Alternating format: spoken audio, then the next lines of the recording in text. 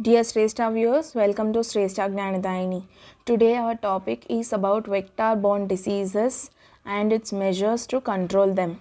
So this is a very common issue that happens in some rainy seasons, and this kind of diseases that occurs that we are going to discuss today in this class or session. So before going into the video, if you are new to my channel, then don't forget to subscribe to my channel Shrestha Gnanadayini, hit the bell icon and share it with all the people whoever needs it, and also comment on the topics which you like, and so that I can help you. So before going into the video, this is a small request from my side. So let's start.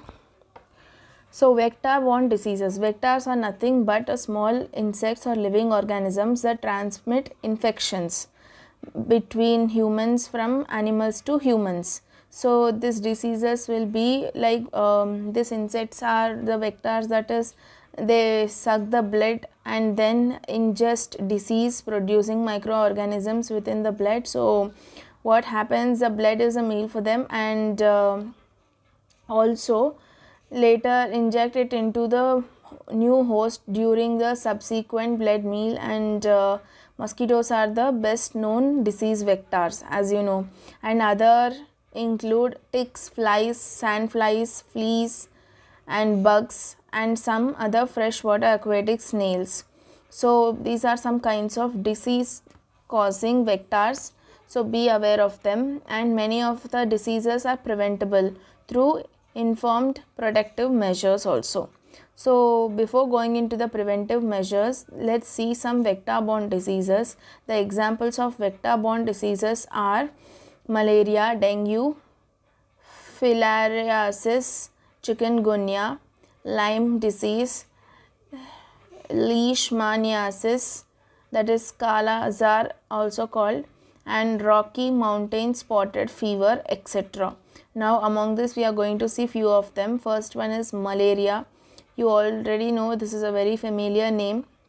Malaria is caused by acute febrile illness that is caused by plasmodium parasites, and these parasites are used, they spread to people through the bites of infected female Anopheles mosquitoes. In a non-immune individual, symptoms are like it appears within the 10 to 15 days. Like infected mosquito bite, the symptoms will be like sensation of cold, shivering, fever, headache, etc. That's the reason when we have the viral fevers, the doctors wait to see for a few days. Later they make the checkup, because soon nothing will be diagnosed. It takes a time of 10 to 15 days. So if the fever is not yet controlling even after the 5 days, then they start checking for different kinds of viral fevers, then it can be diagnosed very easily. And then the another one is chikungunya. Chikungunya is caused by female mosquitoes, Aedes aegypti and Aedes albopictus. These are the different names of that female mosquitoes, that type. So it is transmitted from humans to humans through infected mosquitoes. The symptoms are like fever, joint pain, muscle pain, nausea, fatigue, rash, etc. It is characterized by an abrupt onset of fever, and we have severe body pains, and the heat cramps will come, and you will have heat rashes on your face. Most patients recover fully, but in some cases joint pains may persist for several months and years also.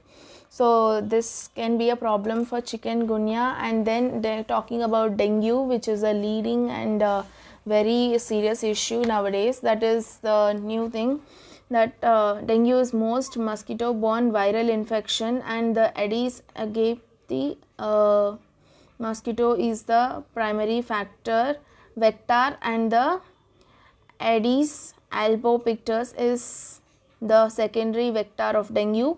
The virus is transmitted to humans through the bite of infected female mosquitoes here also. So after virus incubation for 4 to 10 days, an infected mosquito is capable of transmitting the virus for the rest of its life. Then its infected symptomatic or asymptomatic humans are the main carries and multiplies the viruses. So what happens is, patients who are already infected through this dengue has a severe source of virus for uninfected mosquitoes. So you know, as a symptom, simply it is like a serious viral infection, and here the main effect will be on the platelets count, and if it is decreasing then it is very hard to sustain, and non-immune bodies has to resist it very difficultly. So this is about the dengue. Then leishmaniasis, that is caused by protozoan leishmania parasites, which are transmitted by the bite of infected female phlebotomine sandflies. The cause and symptoms of leishmaniasis depends on the characteristics of parasite species, because the local ecological characteristics of the transmission sites, the parasite, the current and past exposure of the human population to the parasites and human behavior. The symptoms of this leishmaniasis will be like sore throat, open sore at the bites sites, and skin and muscle ulcers with damage primarily on the nose and mouth. So this is about the leishmaniasis. And then lymphatic filariasis. So this is commonly known as elephantiasis, a neglected tropical disease. So infection occurs with a filarial parasites that are transmitted from human beings through mosquitoes. So human beings, it affects a lot of people, and it is a spreading disease. It is transmitted from the mosquitoes to humans, and then infection is usually acquired in children or childhood, causing hidden damage to the lymphatic system. Lymphatic filariasis infection involves asymptomatic, acute and chronic conditions. So what happens is the majority of the infections are asymptomatic, that doesn't reflect actually and shows the inside effects, which is very dangerous, and also showing no external signs or infection while contributing to the transmission of the parasite. So secretly it affects, so they one have to be careful and get diagnosed as soon as possible. And these asymptomatic symptoms or infections still cause damage to the lymphatic system and the kidneys basically, and alter the body's immune system. So this is about involvement or something like what happens is, when lymphatic filariasis develops into chronic conditions, it may lead to lymphedema, that is tissue swelling, or elephantiasis, skin tissue thickening of limbs, or hydrocele, that is scrotal swelling. Involvement of breasts and genital organs is common. So these are the different kinds of 5 kinds of diseases that are vector borne. And now we are talking about the measures. Then first thing is that use the proper mosquito nets and also repellents and also lotions for avoiding the mosquito bites. And you have to spray continuously the DDT and Gamaxin wherever the areas, mosquito breeding grounds, etc. And don't let the water stagnant at a place, like even if you are watering the plants and the water is not sinking into the soil, then throw that water outside, because it is a perfect place for the mosquitoes to actually spread. So be careful of that. And then the drug hetirazine can be used to prevent filariasis. And then what happens is, filled with waters, as I said you now, residential areas should be minimized. And insecticides, what happens is, because of this it can cause a limit, and that will eliminate the infected mosquitoes during an outbreak. Then what we have to wear full clothes and minimize the skin exposure to save from mosquito bite. And people, we have to take head bath simply and immediately returning from the risky places, because we will be roaming here and there and we don't know where the mosquitoes are high and the dangerous places. So we have to wear and cover the dustbins most possibly.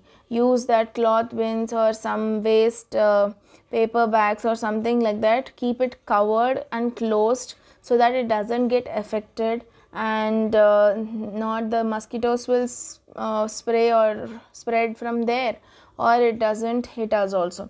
And preventive measures should be taken to accumulation of stagnation of water at the houses, and water is in the vases should be changed once in a week. So if you are planting any plants in water and keeping like that only, then you at least have to change the water once a week, so that it can be changed and refreshed. In this kind of things even the mosquitoes can join, so be careful of that. And using sources underneath the pots should be avoided.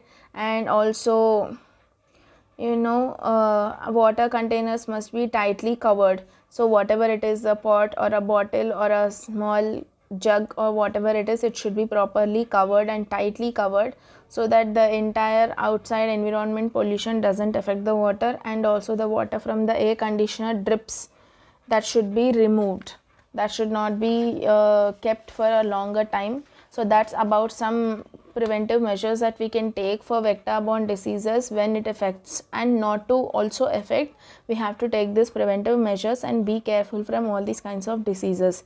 And here no more, I'm not going to discuss, or I'm not at all discussing it as a serious important subject concept, but I'm relating to it as a general concept, and we have to get much awareness about it. So I hope it is very relatable.